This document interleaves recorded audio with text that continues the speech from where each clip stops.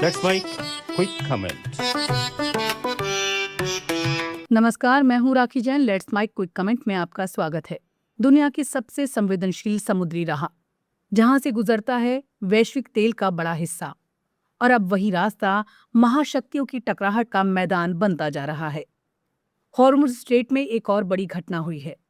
America ने Iran के एक मालवाहक जहाज को अपने कब्जे में ले लिया है। सवाल सिर्फ एक जहाज का नहीं है, सवाल ये है, क्या दुनिया एक नए समुद्री संघर्ष की ओर बढ़ रही है? रिपोर्ट्स के मुताबिक अमेरिकी नौसेना ने टास्का नाम के ईरानी जहाज को उस वक्त रोका जब वो हॉर्मुज़ स्ट्रेट पार करने की कोशिश कर रहा था। अमेरिकी राष्ट्रपति डोनाल्ड ट्रंप के मुताबिक जहाज को कई बार चेतावनी दी गई, लेकिन जब उसने रुकने से इनकार कर दिया तो अमेरिकी डिस्ट्रॉयर यूएसएस स्क्वायर्न ने कार्रवाई की। जहाज के इंजन रूम को निशाना बनाकर फायरिंग की गई, उसकी रफ्तार रोकी गई और फिर अमेरिकी मरीन उस पर चढ़ गए। अब ये जहाज पूरी तरह अमेरिकी नियंत्रण में है।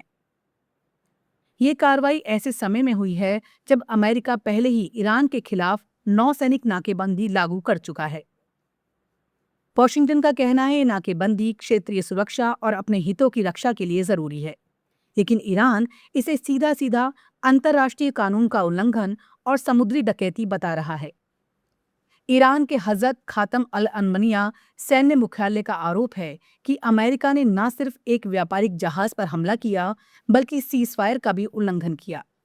ईरान का कहना है कि जहाज चीन से आ रहा था और एक सामान्य कारोबारी यात्रा पर था।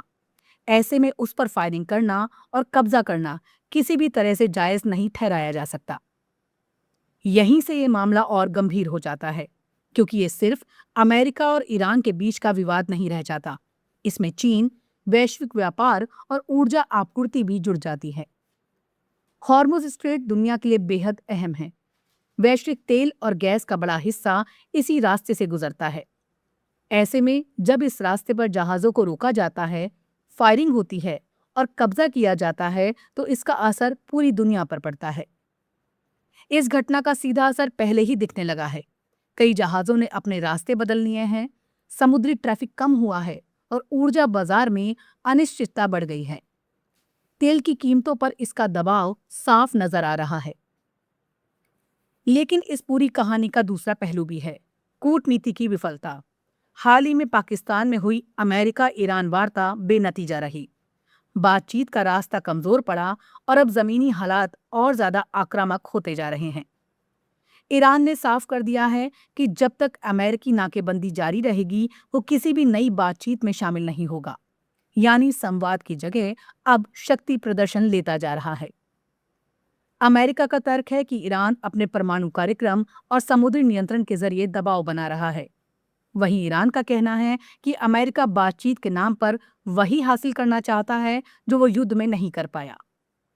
इस टकराव के बीच सबसे बड़ा खतरा यह है कि कोई भी छोटी घटना बड़े संघर्ष का रूप ले सकती है। एक जहाज को रोकना, एक फायरिंग, एक जवाबी कार्रवाई, और फिर हालात नियंत्रण से बाहर जा सकते हैं। भारत जैसे देशों के लिए स्थिति और भी चिंताजनक है। भारत अपनी ऊर्जा जरूरतों का बड़ा हिस्सा इसी क्षेत्र से पूरा करता है। अगर हॉर्मुज़ स्ट्रेट में अस्थिरता बढ़ती है, तो इसका सीधा असर भारत की अर्थव्यवस्था, महंगाई और ऊर्जा सुरक्षा पर पड़ेगा। पहले भारतीय जहाजों पर फायरिंग और अब ईरानी जहाज पर अमेरिकी कब्जा। ये घटनाएं संकेत दे रही हैं कि ये सिर्फ क्षेत्रीय तनाव नहीं, बल्कि एक बड़े जियोपॉलिटिकल संघर्ष की शुरुआत हो सकती है। हॉर्मुज़ स्ट्रेट में बढ़ता तनाव हमें याद दिलाता है कि आज की दुनिया में युद्ध सिर्फ जमीन पर नहीं, समुद्र में भी लड़ा जा सकता है, और उसके असर सीमाओं से बहुत दूर तक जाते हैं। एक जहाज का रुकना, एक गोली चलना, ये सिर्फ खबर नहीं, बल्कि उस वैश्विक अस्थिरता के संकेत हैं जो आने वाले दिनों में और भी गहरी हो सकती है। अब सवाल यही है, क्या कूटनीति इस आग को शांत कर पाएगी, या समुद्र में ये टकराव दुनिया को एक नए संकट की ओर धकेल देगा? कोई कमेंट में फिलहाल इतना ही। जुड़े रहिए लेट्स माइक के साथ। नमस्कार। आप सुन रहे थे let's mic more than radio. Follow कीजिए हमें हमारे सोशल मीडिया प्लेटफॉर्म्स पर।